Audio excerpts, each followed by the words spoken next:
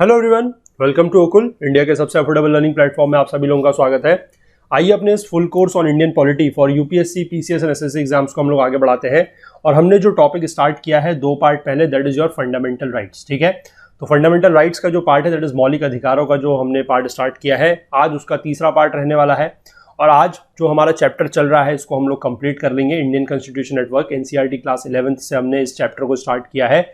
इसका जो दूसरा चैप्टर है that is rights in the Indian constitution, उसको आज हम कंप्लीट कर लेंगे। ठीक है, अभी तक हम इसमें काफ़ी सारे राइट्स के बारे में बात कर चुके हैं, right to equality, right to freedom, कुछ हमारे राइट टू लाइफ वगैरह में जो प्रिवेंटिव डिटेंशन वगैरह हैं उनके बारे में भी हम लोग बात कर चुके हैं।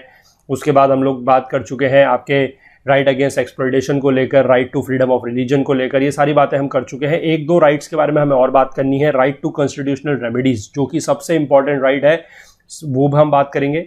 उसके बाद थोड़ा सा हम लोग बात करेंगे आपके फंडामेंटल ड्यूटीज को लेकर, और थोड़ा सा बात हम लोग करेंगे डीपीएसपीस को लेकर, जो इस चैप्टर में दिया हुआ है उतना ही, बाकी जब हम लक्ष्मीकांत कवर करेंगे तो वहां से इस चीज़ों को फिर और डिटेल में देखेंगे। ठीक है, तो अभी तक जो लोग इस कोर्स को फॉलो कर रहे हैं, जिनको ये वीडियो सीरीज पसंद आ रही है, उनसे मैं रिक्वेस्ट करूंगा कि आप लोग ज़्यादा से ज़्यादा चीज़ों को लाइक करें, ज़्यादा से ज़्यादा शेयर करें, कम से कम 10 लोगों तक ज़रूर आप चीज़ों को शेयर करें। ठीक है, और बाकी जो लोग चैनल पे नए हैं, जो लोग ये वीडियोस पहली बार देख रहे हैं, अगर उनको भी लग रहा है कि ये चैनल में जो कंटेंट है वो उनके लिए किसी तरीके से हेल्पफुल है, उनको भी इससे हेल्प अगर मिल रही है, तो उनसे भी मैं रिक्वेस्ट करूंगा कि आप लोग भी चैनल को जरूर सब्सक्राइब कर लें, बेल आइकन प्रेस कर लें, सो दैट की वीडियोस के नोटिफिकेशंस वगैरह जो है वो आपसे मिस ना हो। ठीक है, और बाकी जैसे मैं आप लोगों से रोज ये गुजारिश करता हूँ कि हमारा जो मिशन है कि आप सभी लोगों को एक अफोर्डेबल एजुकेशन प्रोवाइड करना, जिसके तहत हम लोग काम कर रहे हैं, तो उसमें हमें आपके साथ की, आपके सहयोग की बहुत ज़्यादा ज़रूरत है। क्योंकि हम ये नहीं चाहते कि सिर्फ आप लोगों को वीडियो कोर्सेज दे के छोड़ दिया जाए, बल्कि हमारा प्लान है, या हमारा आप कह सकते हैं कि टारगेट है, कि आप लोगों को वीडियोस के साथ साथ नोट्स, क्विजेस, टेस्ट सीरीज वगैरह सब कुछ प्रोवाइड करना। लेकिन हमारे पास थोड़ा सा मैन पावर की कमी होने के कारण, रिसोर्सेज की कमी होने के कारण, वो अभी हम चीज़ें उतनी जल्द आप लोगों को नहीं दे पा रहे हैं। लेकिन कोशिश ज़रूर जारी है, आप लोगों का साथ अगर मिला तो हम लोग ज़रूर वो चीज़ें भी कर सकते हैं। ठीक है, स्कैन एंड पे का ऑप्शन यहाँ पर दिया गया है, क्यूआर कोड को स्कैन करके आप लोग पेमेंट कर सकते हैं। नई यूपीआई आईडी भी यहाँ पर दी गई है, okul@axis बैंक। और बाकी अगर किसी को इंटरनेट बैंकिंग के माध्यम से या क्रेडिट कार्ड, डेबिट कार्ड के माध्यम से अगर कोई पेमेंट करने के इच्छुक है, तो उनके लिए जो लिंक्स हैं वो नीचे डिस्क्रिप्शन बॉक्स में दिए हुए हैं। ठीक है, चलिए तो स्टार्ट करते हैं आज का लेक्चर, चलते हैं अपनी बुक की तरफ। देखिए, आज हमें बात करनी है कल्चरल एंड एजुकेशनल राइट्स को लेकर। ठीक है, देखिए, when we talk of the Indian society, जब हम भारतीय समाज की यानी कि इंडियन सोसाइटी की जब हम बात करते हैं, the image of diversity comes before our minds. हमारे मन में क्या तस्वीर आती है, हमारे सामने जो तस्वीर आती है वो आती है डाइवर्सिटी की, यानी कि विविधता की तस्वीर। ठीक है, और ऐसा क्यों है? क्योंकि India is not made up of a monolithic society. India कोई मोनोलिथिक सोसाइटी नहीं है, मतलब एक स्तंभ में बनी हुई सोसाइटी नहीं है। We are a society that has vast diversity. ठीक है, यहाँ पर डाइवर्सिटी है और बहुत ज्यादा डाइवर्सिटी है। In such a society that is full of diversity, there would be social sections which are small in number compared to some other groups। ठीक है, कुछ ऐसे सोशल सेक्शंस हो सकते हैं, कुछ ऐसा सामाजिक तबका हो सकता है जो बाकी लोगों से, जो बाकी अदर ग्रुप्स हैं उनसे क्या हो, नंबर में कम हो। ठीक है, if a group is in minority, अगर कोई ग्रुप जो है माइनॉरिटी है यानी कि अल्पसंख्यक है, तो will it have to adopt the culture of the majority. तो क्या उसको जो बहुसंख्यक है यानी कि जो मेजोरिटी है, क्या उनके कल्चर, क्या उनकी संस्कृति को अडॉप्ट करना जरूरी है? ठीक है, ये सवाल यहां पर पूछा गया है। Our constitution believes that diversity is our strength. हमारे संविधान ने भी ये माना है कि जो डाइवर्सिटी है, जो विविधता है, वो हमारी एक शक्ति है। ठीक है, वो हमारी स्ट्रेंथ है। Therefore one of the fundamental rights is the right of the minorities to maintain their culture. तो ये भी एक फंडामेंटल राइट है। ठीक है, कि किस तरीके से जो माइनॉरिटीज है, जो अल्पसंख्यक है, उनको ये अधिकार दिया गया है कि वो अपना जो कल्चर है, कल्चर मतलब जो उनकी संस्कृति है, उसको मेंटेन कर सके, उसको बचा सके, उसका रखरखाव जो है वो लोग कर सके। और ये कल्चरल एंड एजुकेशनल राइट्स जो है, ये मैं आप लोगों को पहले भी बताया था, आर्टिकल 30, 29 और 30 में ये दिया हुआ है। ठीक है, चलिए आगे देखिए। This minority status is not dependent only upon religion, यानी कि जो माइनॉरिटी का स्टेटस है, ठीक है, ये सिर्फ और सिर्फ रिलीजन के आधार पर नहीं, धर्म के आधार पर नहीं है, लिंग्विस्टिक भी है और कल्चरल भी है। लिंग्विस्टिक का मतलब होता है आपके भाषा के आधार पर, और कल्चरल का मतलब है सांस्कृतिक। यानी कि अगर इन बेसिस पर भी जो है वो अगर माइनॉरिटी है यानी कि अल्पसंख्यक है, चाहे वो कल्चरल माइनॉरिटी है, चाहे लिंग्विस्टिक माइनॉरिटी है, तब भी जो है वो इस प्रोविजन में, इस प्रावधान का हिस्सा वो लोग हैं, वो इसमें इंक्लूडेड है। ठीक है, minorities are groups that have common language और religion and in a particular part of a country or in a country as a whole, they are outnumbered by some other social section. तो आप किन लोगों को minorities या अल्पसंख्यक मानेंगे? यहां पर उसकी डेफिनेशन उसको परिभाषित किया गया है कि माइनॉरिटीज वो ग्रुप है जिनकी कॉमन लैंग्वेज होती है, ठीक है, यानी कि जिनकी एक सेम भाषा होती है या फिर एक कॉमन रिलीजन होता है, धर्म होता है, ठीक है, और किसी particular part of the country में, यानी कि मान लीजिए देश के किसी एक पर्टिकुलर हिस्से में, पार्ट में, या फिर पूरी की पूरी कंट्री में ही उनकी जो संख्या है, they are outnumbered by some other social section, यानी कि उनकी जो संख्या है वो कुछ और सोशल सेक्शंस के कंपैरिजन में और सामाजिक तबकों के मुकाबले अगर हम उनकी संख्या की बात करें तो वो बहुत कम है, ठीक है।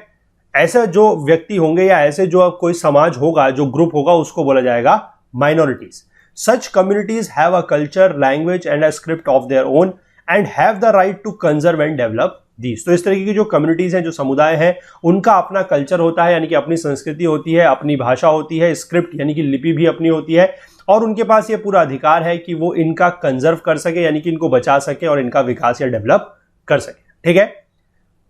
All minorities, religious or linguistic, can set up their own educational institutions, ठीक है। ये भी इनको अधिकार दिया गया है कि जितनी भी माइनॉरिटीज हैं, चाहे वो रिलीजियस हैं, चाहे वो लिंग्विस्टिक है, वो अपने एजुकेशनल इंस्टीट्यूशंस जो है वो सेटअप कर सकती है, यानी कि अपने जो शिक्षण संस्थान है उनकी स्थापना वो अपने आप कर सकती है। By doing so they can preserve and develop their own culture, ठीक है।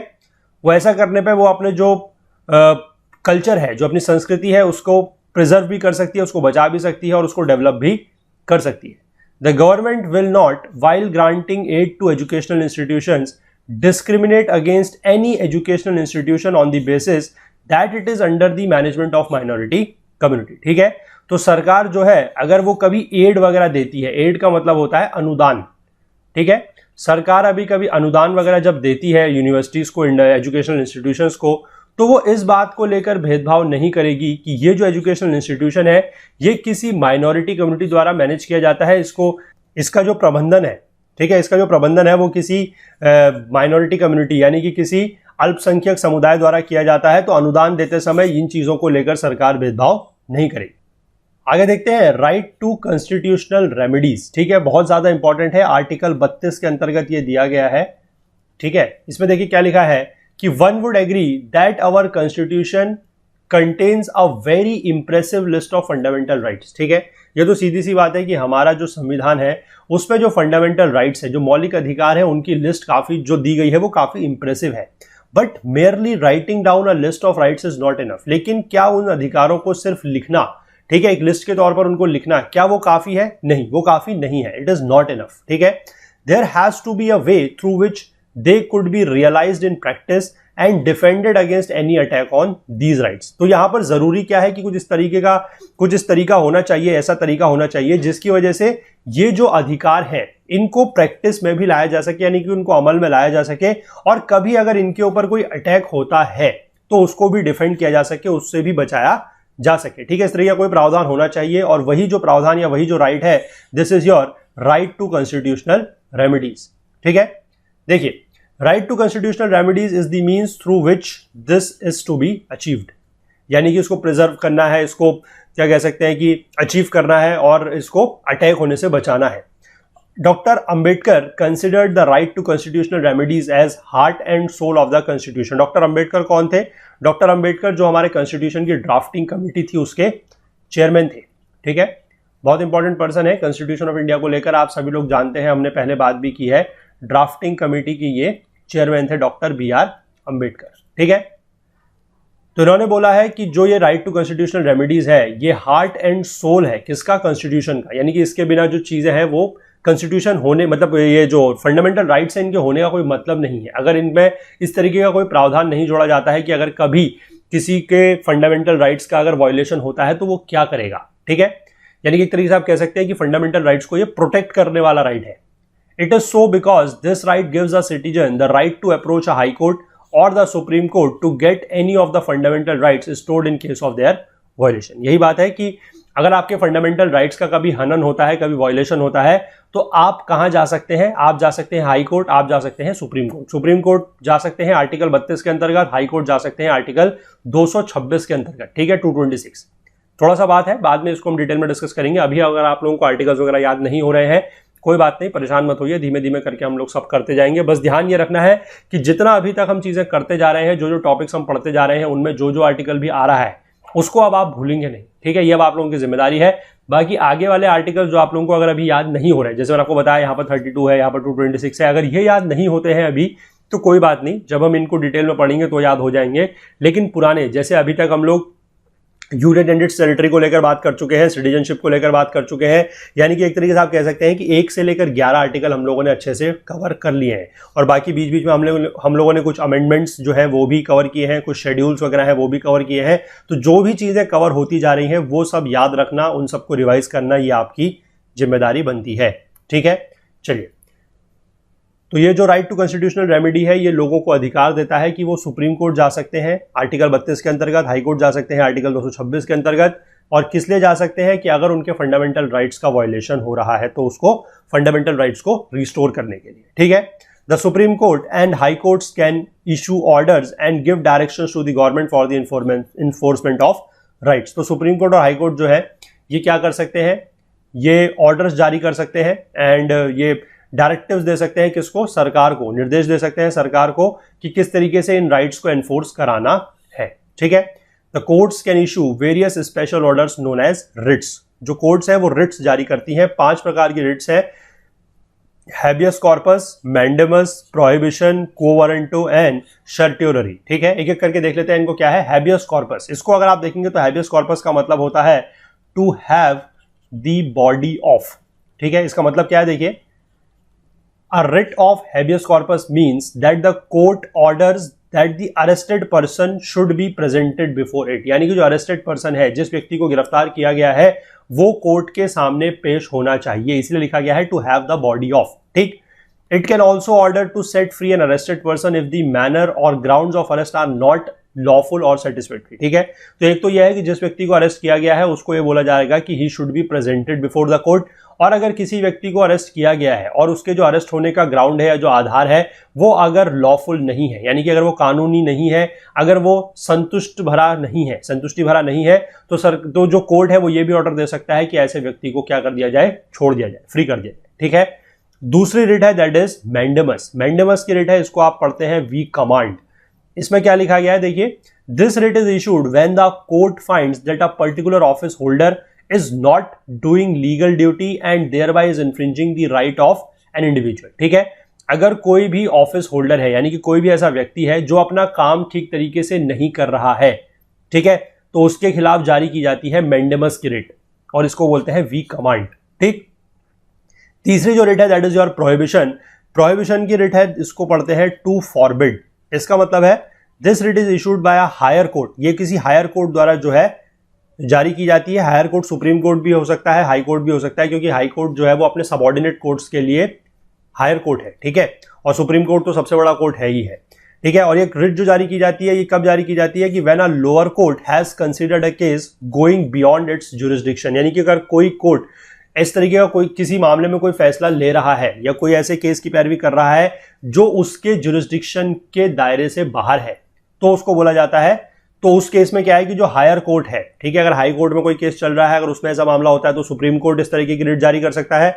अगर सबऑर्डिनेट कोर्ट्स या लोअर कोर्ट जो है वहां पर अगर ऐसा कोई केस चल रहा है तो हाई कोर्ट जो है इस तरीके की रिट जारी कर सकता है, ठीक है। तो यह है दिस इज प्रोहिबिशन। अगली है को वारंटो। को वारंटो का मतलब होता है बाय व्हाट अथॉरिटी, ठीक है। इसको पढ़ते हैं बाय व्हाट अथॉरिटी। इसका मतलब क्या है, देखिए, इसमें यह है कि if the court finds that a person is holding office but is not entitled to hold that office, it issues the writ of quo warranto and restricts that person from acting as an office holder। यानी कि कोई व्यक्ति अगर मान लीजिए किसी पद पर है, ठीक है, और वो उस पद पर होने के लिए एंटाइटल्ड नहीं है, ठीक है, अगर वो उस पद पर है और उस पद पर होने के लिए एंटाइटल्ड नहीं है, तो जो कोर्ट है वो ये रिट जारी करती है कि आप किस अथॉरिटी से इस ऑफिस पर काम कर रहे हैं, इस पद पर आप किस अथॉरिटी से काम कर रहे हैं, जबकि आप इस ऑफिस को या इस पद पर काम करने के लिए एंटाइटल्ड नहीं है, तो जारी की जाती है को वारंटो की रिट, ठीक है। अगली जो लास्ट रिट है दैट इज योर सर्ट्योररी। इसका मतलब है टू बी सर्टिफाइड। इसको पढ़ते हैं टू बी सर्टिफाइड। इसमें क्या है कि under this writ the court orders a lower court or another authority to transfer a matter pending before it to the higher authority or court. इसमें क्या है कि कोई भी जो हायर कोर्ट है, ठीक है, वो अपने से नीचे वाले कोर्ट को यानी कि अपने से लोअर कोर्ट को इस तरीके के ऑर्डर जारी करता है। ये बोलता है कि आपके पास जो कोई भी मैटर चल रहा है, कोई भी केस पेंडिंग चल रहा है, कोई भी मैटर पेंडिंग चल रहा है, उसको आप हायर अथॉरिटी को ट्रांसफर कर दीजिए। That is known as your certiorari. ठीक है, ये 5 तरह की रिट्स हैं, habeas corpus, mandamus, prohibition, quo warranto और सर्टियोररी। ये आपको थोड़ा सा समझनी जरूरी है, याद रखनी जरूरी है। फिलहाल के लिए आप इसमें जितना मैंने बताया उतना ध्यान रखिए, बाकी हम इसको बाद में आर्टिकल 32 को जब हम अच्छे से डिस्कस करेंगे तो वहां पर इसको हम और डिटेल में थोड़ा सा डिस्कस कर लेंगे। ठीक है, चलिए, अपार्ट फ्रॉम द जुडिशरी, ये तो बेसिकली बात हो गई कि किस तरीके से जो जुडिशरी है, जो हमारी न्यायपालिका है, वो किस तरीके से हमारे फंडामेंटल राइट्स का प्रोटेक्शन करेगी, उनको बचाएगी। कुछ और मैकेनिज्म्स भी हैं have been created in the later years for the protection of rights. और वो क्या है, आपने कुछ इस तरीके के जो कमीशन है, जो आयोग है, उनके नाम सुने होंगे, जैसे कि नेशनल कमीशन ऑन माइनॉरिटीज यानी कि जो राष्ट्रीय अल्पसंख्यक आयोग है, नेशनल कमीशन ऑन विमेन राष्ट्रीय महिला आयोग है, national commission on schedule caste यानी कि राष्ट्रीय अनुसूचित जनजाति आयोग है।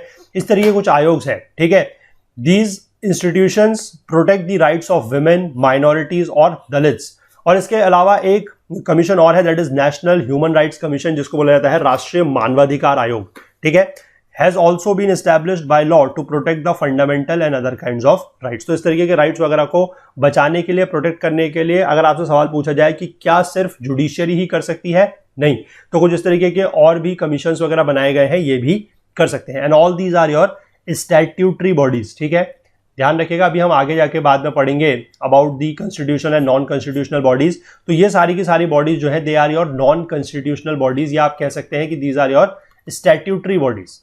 ठीक है, these are your statutory bodies, ये कॉन्स्टिट्यूशनल बॉडीज नहीं है। कॉन्स्टिट्यूशनल बॉडीज वो होती हैं जो कॉन्स्टिट्यूशन में जिनके बारे में लिखा गया है। ठीक है, ये सारी की सारी जो है स्टैट्यूटरी बॉडी है, they are formed by statute. Statute का मतलब होता है लॉ। ठीक है, अगर आप लोगों को डाउट है, कॉन्स्टिट्यूशनल बॉडीज होती हैं जैसे कि election commission is a constitutional body, UPSC is a constitutional body, क्योंकि इनके बारे में कॉन्स्टिट्यूशन में लिखा गया है। Attorney general is a constitutional body, CAG, comptroller, editor general, ये सारी की सारी कॉन्स्टिट्यूशनल बॉडीज हैं। ठीक है, क्योंकि ये संविधान में लिखी गई है, इनका कोई ना कोई आर्टिकल इनसे संबंधित संविधान में है। ठीक है, लेकिन ये सारी की सारी बॉडीज है, जैसे मैंने आपको बताया, एनएचआरसी है, आपका नेशनल कमीशन ऑन विमेन है, नेशनल माइनॉरिटीज कमीशन है, ये सारी की सारी जो कमीशंस हैं, ये सारी की सारी स्टैट्यूटरी बॉडी है, या आप कह सकते हैं कि नॉन कॉन्स्टिट्यूशनल या गैर संवैधानिक बॉडीज है। ठीक है, चलिए आगे देखते हैं। इसमें अब हम बात कर लेंगे directive principles of state policy के बारे में। हम लोगों ने फंडामेंटल राइट्स के बारे में चीजें अच्छे से समझ ली हैं, थोड़ा बहुत जितना भी हमें यहाँ पर बेस बनाने के लिए जरूरत थी। बाकी तो हम इसको जब अपने लक्ष्मीकांत से कवर करेंगे तो वहां पर समझ लेंगे इसके बाद। ठीक है, फिलहाल हम बात करते हैं directive principles of state policy. किसको बोला जाता है? राज्य के नीति निदेशक सिद्धांत। ठीक है, इसको अगर आप हिंदी में पढ़ेंगे तो इसको बोला जाता है राज्य के नीति निदेशक सिद्धांत। ठीक है, इसमें क्या है, देखिए, the makers of our constitution knew that independent India was going to face many challenges. जो हमारे कॉन्स्टिट्यूशन निर्माता थे, उनको ये पता था कि जो इंडिपेंडेंट इंडिया होगा, यानी कि जो स्वतंत्र भारत होगा, वहां पर काफी सारी चुनौतियां जो है वो देखने को मिलेंगी। Foremost among these was the challenge to bring about equality and well being of all the citizen. तो सबसे पहली चुनौती ये थी कि यहां पर समानता किस तरीके से लाई जाए, इक्वलिटी किस तरीके से लाई जाए, वेल बींग ऑफ सिटीजन्स किस तरीके से किया जाए। वेल बींग का मतलब है कि लोगों की भलाई या लोगों की सलामती आप कह सकते हैं। They also thought that certain policy directions was required for handling these problems. तो इस तरीके की प्रॉब्लम्स को, इस तरीके की समस्याओं को हैंडल करने के लिए कुछ पॉलिसी डायरेक्शंस की जरूरत है। At the same time, the Constitution did not want future governments to be bound by certain policy decisions. लेकिन जो कॉन्स्टिट्यूशन है वो इस सेम टाइम पर, यानी कि वो उसी समय ये भी चाहता था कि जो फ्यूचर गवर्नमेंट्स हैं, यानी कि जो भावी सरकारें हैं, वो किसी भी तरीके के पॉलिसी डिसीजन से जो है बाउंड ना हो, यानी कि बाध्य ना हो। ठीक है, तो इसके लिए उन्होंने क्या किया है, therefore some guidelines were incorporated in the constitution but they were not made legally enforceable. ठीक है, कुछ गाइडलाइंस, कुछ दिशा निर्देश जो है वो संविधान में रखे गए हैं, लेकिन ध्यान रखिएगा ये लीगली एनफोर्सेबल नहीं है। इसका मतलब क्या है, this means that if a government did not implement a particular guideline, we can not go to the court asking the court to instruct the government to implement that policy. जैसे कि fundamental rights है, अगर fundamental rights का violation होता है तो आप supreme court जा सकते हैं। लेकिन उसी तरीके से अगर जो डीपीएसपीज है, ये जो डीपीएसपीज है, बेसिकली ये क्या है, ये गवर्नमेंट के लिए एक तरीके से गाइडलाइंस है, इंस्ट्रक्शंस है कि आप लोगों को वेलफेयर स्टेट का अगर डेवलपमेंट करना है तो क्या क्या आप लोग करें। लेकिन अगर सरकार ऐसा नहीं करती है तो आप सरकार को लेकर, इस बात को लेकर आप किसी भी कोर्ट में नहीं जा सकते, क्योंकि ये नॉन जस्टिसेबल है या आप कहेंगे कि लीगली एनफोर्सेबल नहीं है। ठीक है, thus these guidelines are non-justiciable, that is parts of the constitution that cannot be enforced by the judiciary। इनको जुडिशरी जो है वो एनफोर्स नहीं कर सकता है। तो those who framed our constitution thought that the moral force behind these guidelines would ensure that the government would take them seriously। यानी कि इनके पीछे जो moral force है, यानी कि आप कह सकते हैं जो नैतिक बल है, वो ये इंश्योर करेगा, वो ये सुनिश्चित करेगा कि सरकार जो है वो इनको सीरियसली ले। ठीक है, मतलब सरकार को बोला जा रहा है कि आप ये गाइडलाइंस फॉलो करें, अगर आप कोई भी पॉलिसी बनाते हैं तो उसमें ये दिशा निर्देश जो है, ये गाइडलाइंस जो इनको फॉलो करें। तो इसलिए इनको एनफोर्सेबल नहीं बनाया गया है कि सरकारें इनको मानने के लिए बाध्य नहीं है, पर यह माना जाता है कि मॉरल फोर्स के आधार पर, या आप कह सकते हैं कि नैतिकता के आधार पर सरकारें इनको फॉलो करेंगी, ये माना जाता है। ठीक है, besides they expected that the people would also hold the governments responsible for implementing these directives। और ये भी माना गया है कि जो लोग हैं वो सरकार को बेसिकली इस मामले के लिए रिस्पॉन्सिबल बनाएंगे, ताकि जो सरकारें हैं वो इस तरीके के जो डायरेक्टिव्स हैं, इस तरीके के जो निर्देश वगैरह हैं, उनका पालन करवा सकें, इंप्लीमेंट करवा सकें, लागू करवा सकें। ठीक है, so a separate list of policy guidelines is included in the constitution. तो कुछ अलग तरीके के कुछ जो पॉलिसी गाइडलाइंस है वो हमारे कॉन्स्टिट्यूशन में, हमारे संविधान में जो है वो लिखे गए हैं। And the list of these policy guidelines is called the directive principles of state policy. ठीक है, ये हमारे संविधान के पार्ट 4 यानी कि भाग 4 में दिए गए हैं, आर्टिकल 36 से 51। ये भी हम फंडामेंटल राइट्स जो कवर करेंगे उसके बाद हम इसको भी कवर करेंगे, क्योंकि फंडामेंटल राइट्स पार्ट 3 है, डीपीएसपी जो है वो पार्ट 4 है। ठीक है, ध्यान रख सकते हैं 36 से लेकर 51 तक दिया गया है। इसमें क्या कंटेन करते हैं ये डायरेक्टिव प्रिंसिपल्स, थोड़ा सा ये देख लेते हैं। The chapter on directive principle list mainly 3 things. यहां पर 3 चीजें जो है वो लिखी गई हैं। पहला है the goals and objectives that we as a society should adopt. ठीक है, कि एक समाज के तौर पर हमारे गोल्स यानी कि हमारे जो लक्ष्य हैं और हमारे जो उद्देश्य हैं वो क्या होने चाहिए। ठीक है, एक इसमें ये चीज दी गई है। दूसरा ये दिया गया है कि certain rights that individuals should enjoy apart from the fundamental rights. ठीक है, कुछ इस तरीके के अधिकार और हैं फंडामेंटल राइट्स के अलावा, यानी कि मौलिक अधिकारों के अलावा कुछ और अधिकार हैं जो इंडिविजुअल्स एंजॉय कर सकते हैं। ठीक है, इसके बाद है certain policies that the government should adopt. कुछ इस तरीके की नीतियों की बात यहां पर की गई है जो गवर्नमेंट ने अडॉप्ट करनी है। यहां पर आप एक चीज का ध्यान रखिए, हर चीज में एक चीज लिखी गई है शुड, यानी कि करनी चाहिए। ठीक है, कर रहे हैं नहीं कर रहे हैं बाध्यता नहीं है।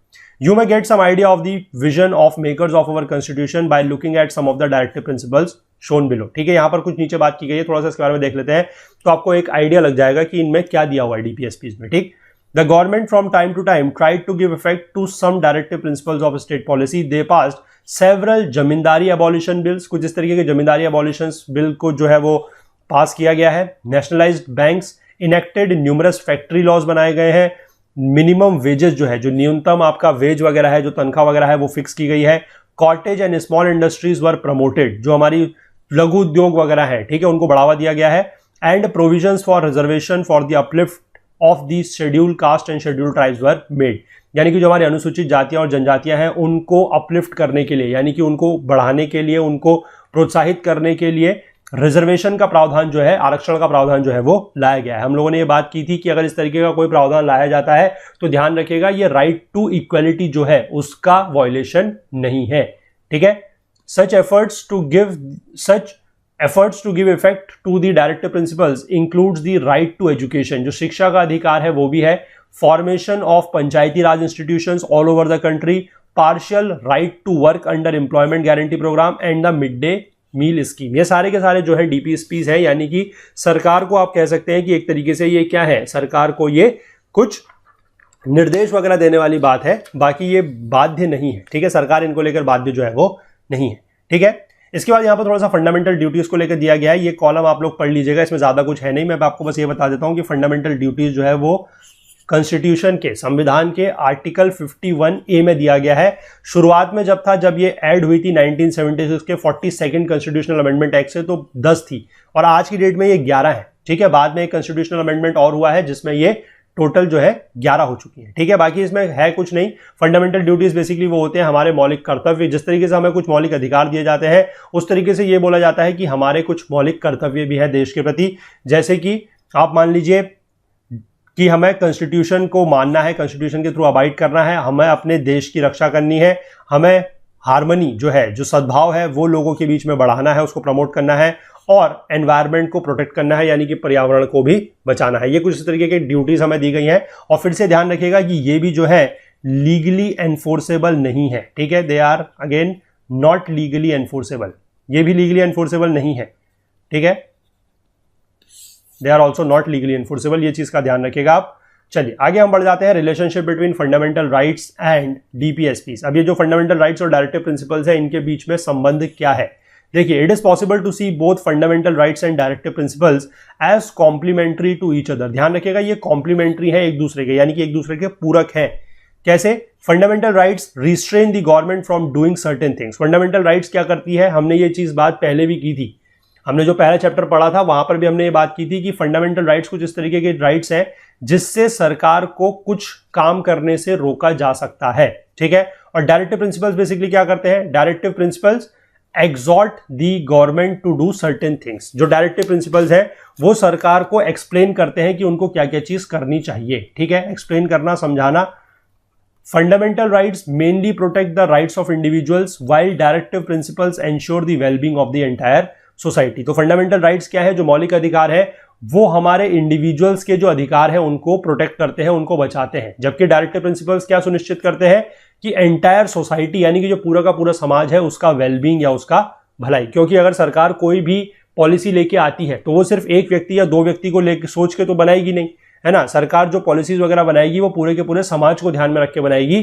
तो इसलिए जो डायरेक्टिव प्रिंसिपल्स हैं ये पूरे के पूरे समाज का वेलबींग इंश्योर करते हैं। ठीक है, however at times when government intend to implement directive principles of state policy it can come in conflict with the fundamental rights of the citizen। ठीक है, तो कभी कभी ऐसा भी होता है कि मान लीजिए गवर्नमेंट, अगर सरकार क्या है कि अगर डीपीएसपी को फॉलो कर रही है, अगर उसको लागू कराना चाहती है, उसके लिए अगर कोई पॉलिसी वगैरह लेके आती है, तो कभी कभी ऐसा होता है कि जो फंडामेंटल राइट्स हैं वो उनके साथ कॉन्फ्लिक्ट में आ जाते हैं। यानी कि मान लीजिए कोई इस तरीके का प्रावधान लाने की बात कर रही है जो फंडामेंटल राइट्स के अकॉर्डिंग, मतलब फंडामेंटल राइट्स को जो वायलेट करता है। ठीक है, कभी कभी ऐसा होता है। जैसे कि देखिए, this problem arose when the government sought to pass laws to abolish zamindari system. जब जमींदारी सिस्टम को एबॉलिश करने की बात की जा रही थी तो वहां पर यह चीज हुई थी।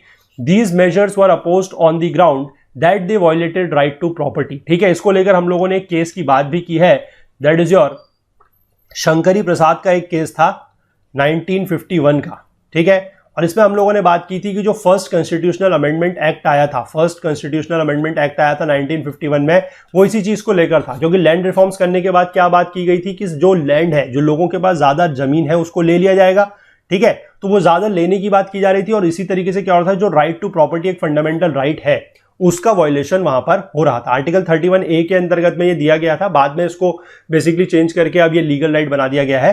ठीक है, however keeping in mind the societal needs that are greater than the individual interest, the government amended the constitution to give effect to the directive principles of state policy। वही मैं बात कर रहा हूं किस तरीके से सरकार ने कॉन्स्टिट्यूशन में संशोधन किया। ठीक है, कॉन्स्टिट्यूशन में अमेंड किया या संविधान में संशोधन किया, फर्स्ट कॉन्स्टिट्यूशनल अमेंडमेंट एक्ट 1951।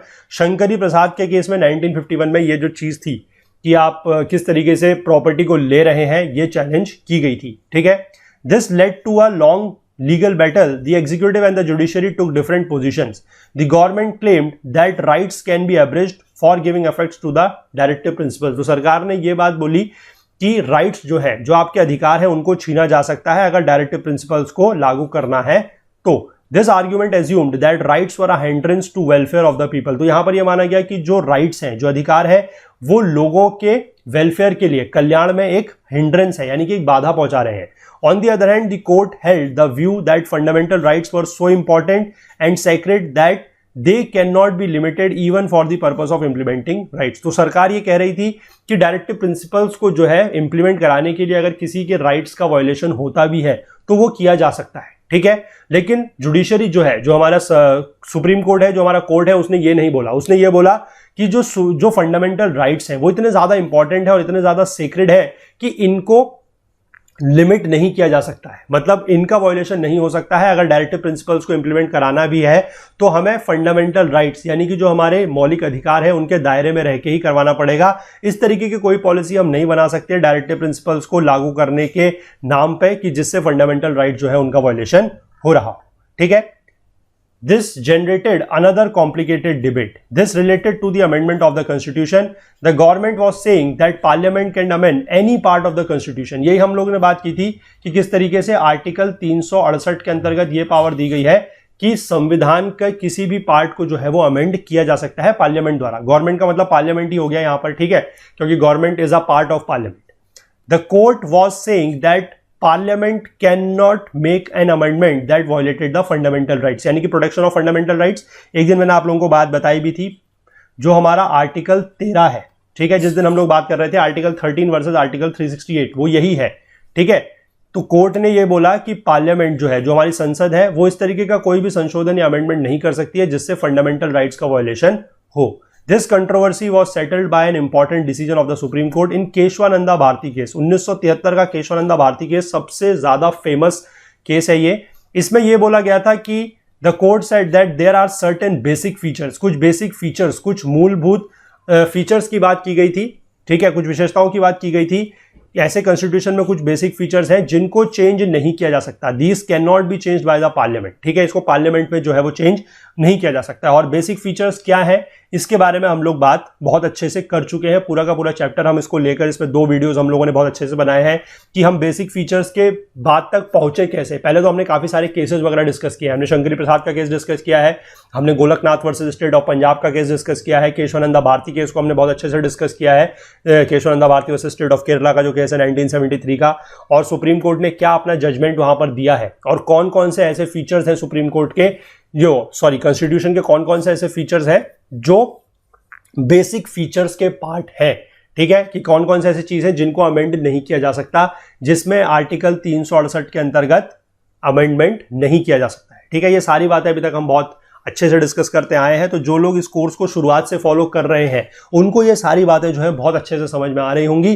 तो अब जाके आप लोगों को आई थिंक महत्व पता लग रहा होगा इस तरीके के कोर्स का, कि जो हम चीजें इतनी डिटेल में कर रहे हैं उनके पीछे मकसद क्या है और महत्व क्या है। ठीक है, ये चैप्टर यहां पर इसके साथ कंप्लीट होता है। अब हम चलेंगे अपने लक्ष्मीकांत की तरफ। ठीक है, अब लक्ष्मीकांत से हम इस टॉपिक को दोबारा से स्टार्ट करेंगे और इसमें अब हम डिटेल से एक एक करके जो चीजें हैं, जैसे कि आपके कौन से आर्टिकल्स में क्या लिखा गया है, आर्टिकल 12 क्या है, आर्टिकल 13 क्या है, इस तरीके से सारे आर्टिकल्स हम पढ़ेंगे। और पार्ट 3 जो रहेगा हमारा, अब पार्ट 3 ऑफ दी कॉन्स्टिट्यूशन की बात मैं कर रहा हूं, आर्टिकल 12 से लेकर आर्टिकल 35 तक, वहां पर क्या दिया गया है, अब हम फंडामेंटल राइट्स को वहां से कवर करेंगे। अब आप लोगों का एक बेस बन चुका है, आप लोगों को एक आइडिया हो चुका है कि फंडामेंटल राइट्स वगैरह क्या है। अब हम इनको वहां से पढ़ेंगे।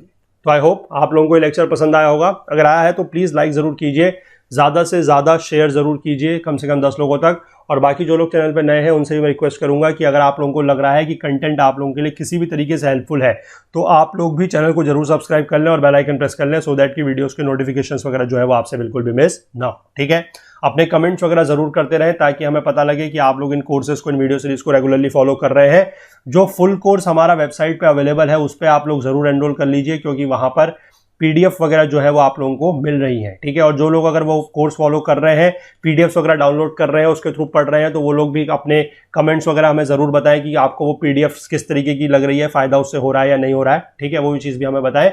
और बाकी हमसे ज़्यादा जुड़ने के लिए हमारा Facebook page, Twitter page, Telegram channel का आप लोग यूज़ कर सकते हैं। और आप अगर हमसे कोई और बात शेयर करना चाहते हैं, कुछ चीज़ पूछना चाहते हैं या कुछ चीज़ बताना चाहते हैं, तो उसके लिए आप हमारी ईमेल आईडी का यूज़ भी कर सकते हैं, दैट इज okul.cu@gmail.com। ठीक है, चलिए मिलते हैं अगले लेक्चर में। अब हम लक्ष्मीकांत से इस टॉपिक को पढ़ेंगे। तब तक के लिए अपना बहुत बहुत ध्यान रखिएगा। Please do take care of yourself. Thank you, have a nice day, bye bye.